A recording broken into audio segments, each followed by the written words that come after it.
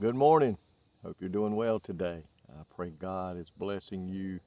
You know, I think God is like a father down here that loves to just give to his children what they need and sometimes what they want. And I believe our Heavenly Father is the same way. He looks down upon those that are serving him today, that are walking according to his word and living according to his word. And he just reaches out every now and then and wants to bless them a little bit. And we serve an awesome God today. We can't ever thank him enough for what all he's done for us. I want to talk to you this morning about truth. The world today says, what is truth? And we know today that all kind of lies are flying out through the world today. People say that God's word is not true. It's just a bunch of fables or stories passed down through generations and things like that. But, you know, today there is truth to be found. And I want you to look in your Bibles, when you get a chance, to John chapter 17, verse 17. This is Jesus praying for his disciples right before he goes to the cross. And he says, sanctify them, talking about his disciples, through thy truth. Thy word is truth.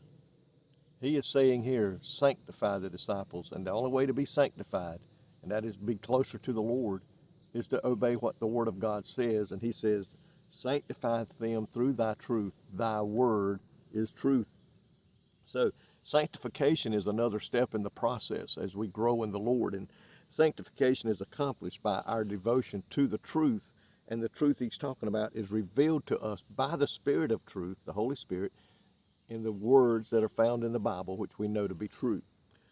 Book of John 8, verse 32 says, the truth shall set you free.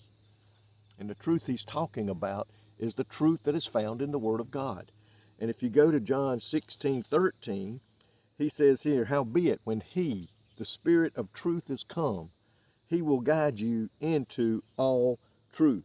The convicting power of the Holy Spirit is upon sinners to get saved. That is true, and we understand that. But it is also operates in believers and in the church in order to teach the truth and correct and guide them to the truth, the new converts and stuff.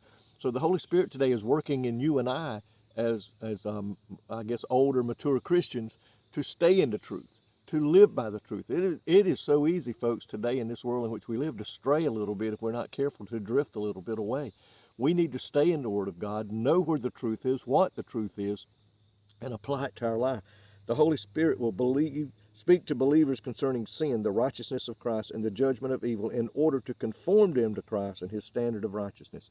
And he says, for he will, the truth has come, he will guide us to all truth.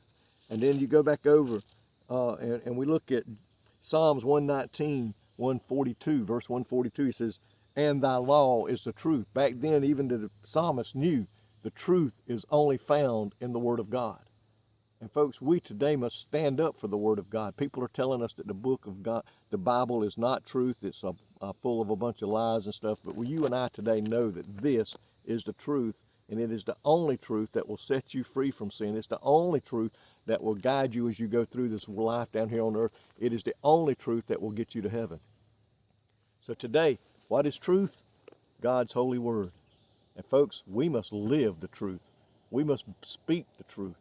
The Bible says, the truth shall set you free. This is what we need to be sharing with our lost loved ones, our lost friends.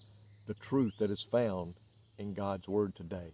And you and I, we must stand up for the truth and defend the truth that is found in God's word. If the world begins to say no, this and that, we need to stand up and say, no, thus saith the word of the Lord.